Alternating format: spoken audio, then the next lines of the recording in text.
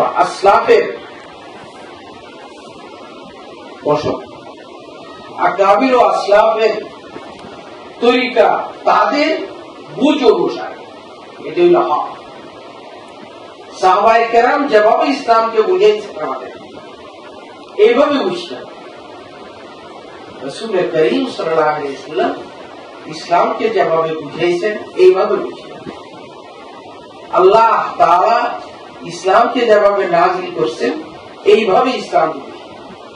ইসলামের ব্যাখ্যা আমার সমাজ মতো হবে না, আমার সমাজকে, আমার বুঝকে, আমার উপলব্ধিকে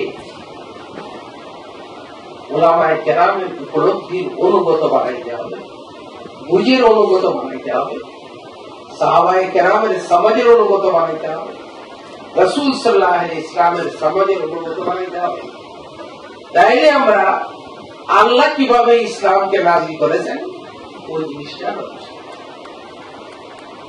ইসলামকে বোঝা সম্ভব নয় উলামায়ে কেরামকে পাওয়া।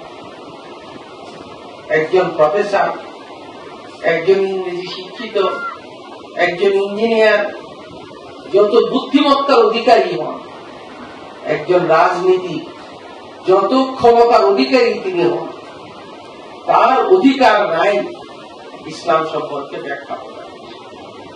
সে ব্যাখ্যা করতে গেলে ইসলামের মূল ব্যাখ্যা হক থাকবে না।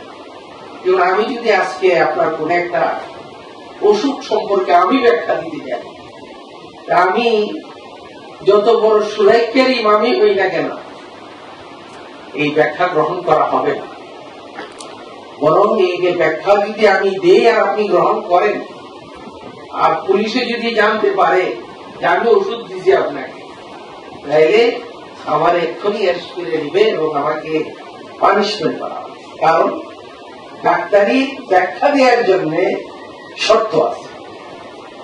আমি যদি ইঞ্জিনিয়ার না হই, আজকে যদি আপনার ঘরের একটা আর্কিটেক্ট ডিজাইন আমি করে দেই, যত সুন্দর ডিজাইনই হোক আর যত নির্ভুল ডিজাইনই হোক, আপনি যদি আজকে রাজুকে পেশ করেন, আগে দেখবে যে এটা কোন অনুমোদিত ইঞ্জিনিয়ারের দস্তখত আছে।